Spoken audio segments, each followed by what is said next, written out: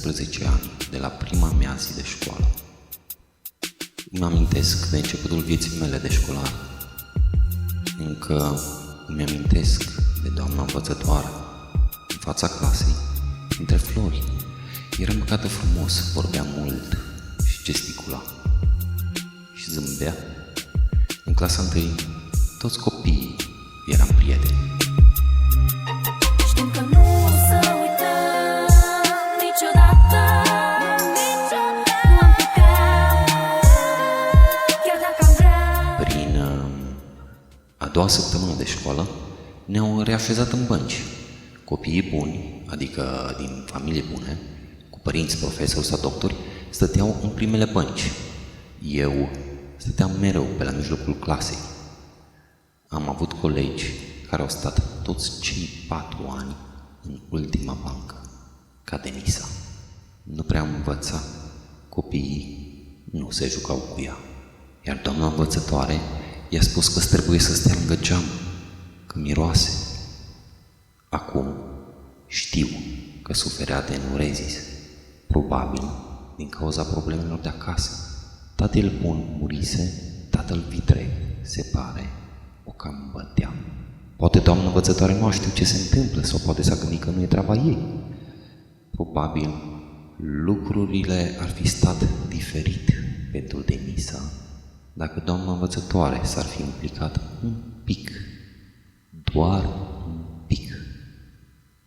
Se zice că pentru ca răul să existe, e suficient ca oamenii buni să nu facă nimic. Știm că nu o să uităm niciodată, nu am plecat, chiar dacă am vrea. Dintre a 5-a nu am mai venit la școală, ci că s-ar fi măritat și ar fi plecat în Anglia. Din toată clasa, Dan a stat mereu în prima bancă, pentru că mama lui spunea că are nevoie de atenție și încurajare permanentă și că e micuț și nu vede bine la tablă. Toți eram micuți și aveam nevoie de încurajare. Am văzut noi că dacă făceam vreo prostie, pe noi ne certa doamna învățătoare. Dar pe Dan niciodată. Dan a înțeles de la început poziția privilegiată pe care o avea și ne șicana. Ne trântea cărțile pe jos, ne spunea că suntem proști, ne povestea ce casă are el, ce mașini. Așa au trecut 4 ani. În clasa 4-a, doamna învățătoare s-a schimbat cel mai mult. Striga la noi în fiecare zi și ne spunea că abia așteaptă să terminăm odată, să nu ne mai vadă, că suntem răi. Și chiar era.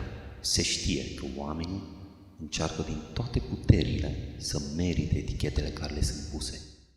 Mai mult, sunt doar câțiva băiețași pe care îi vezi lângă noi. Te uiți la noi, noi urât la voi, ca la noi. În clasa 5-a am avut o doamnă dirigintă tânără, de care ne plăcea tuturor. În toți cei 4 ani nu prea am ascultat-o. Ea ne zicea aproape la fiecare oră că se supără pe noi, că vorbim. Sigur că vorbeam, nu aveam niciodată timp pentru asta. Pauzele erau scurte, la fiecare oră schimbam clasa, eram mereu pe fugă. Când să vorbim? Când să ne jucăm? Când să ne rezolvăm problemele? Ca adult, am libertatea de a ieși din sală unde se ține o conferință plictisitoare. Când eram copil, eram obligat să stau în bancă și să înghit fiecare oră, oricât de plicticoasă sau de neinteresant ar fi fost. Dan a continuat să fie privilegiat. Stătea tot în prima bancă. Ne înghiontea sau ne jignea, ne alega prin curte. Avea cel mai șmecher telefon din clasă. Prin clasa 7-a am făcut primul nostru act de haiduci revoluționar. Ne-am adunat vreo 4 băieți și am tras o bătaie lui Dan. Ne săturasem de aerele și șicanele lui. Și am văzut că oricât spunem profesorilor și părinților, primim răspunsuri care nu ne ajutau deloc. Pe moment ne-am simțit bine. Eram mici eroi, ne-am făcut dreptate. Chiar dacă am avut parte de toată pleiada de discuții cu diriginta, părinții chemați la școală, discuții cu psihologa școlii, tot noi. După atâția ani, știu că nu a fost cea mai bună soluție Sunt alte metode cu care să tratezi indivizi ca el. Cu timpul am învățat să fac, să tac. Cu timpul am învățat să tac și să bag la cap. Avea totuși de toate, material și totuși altceva, nimic. Nu știu să fi reușit să se afirme în alt fel. În liceu, problemele s-au mulțit. Profesorii și părinții ne tratau tot ca pe niște copii. Nu interesau părerile noastre. Nu vedeau cât de greu ne era. Eu am început să nu mă mai înțeleg cu mama.